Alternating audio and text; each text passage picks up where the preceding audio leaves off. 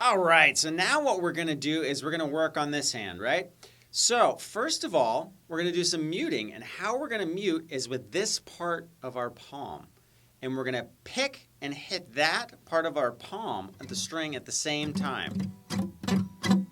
Right? So you don't get much of the string noise at all coming through if you're doing it right. Now, sometimes that isn't going to be completely practical to keep your hand rubbing down there the whole time. You just need to gently brush across it. But another thing you can do is while you're not playing the actual chords down here, what we can do is we can loosen the pressure of our chord. Now, we don't want to take our fingers off. We just want to bring them up to where they're touching, but they're not making any sound, right? So when you combine the two together, you get a really quick percussive mute. And what that starts to do is it starts to establish, more of a drum set vibe or feel to the chords you're playing in your progression. You start to, now you don't just have strings, you have a percussive element too. So if we did that same thing without any of the mutes, it would sound like this. Or,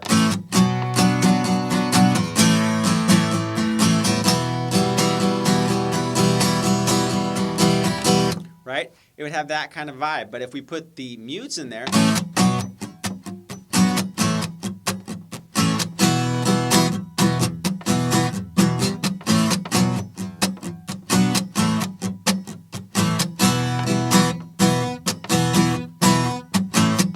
right? So it starts to get way more of a feel and a tightness, right? It just glues everything together that we're doing.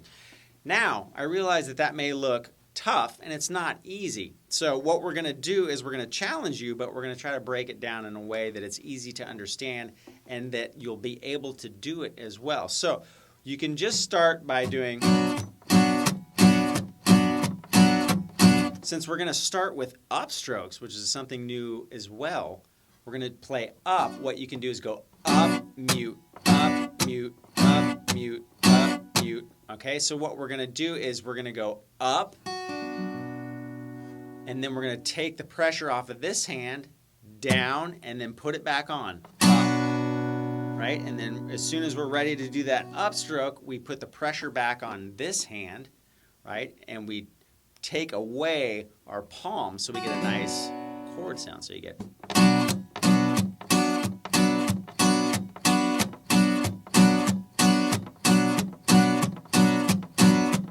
Right, so that's one of the ways you can start out really slowly to kind of get the feel.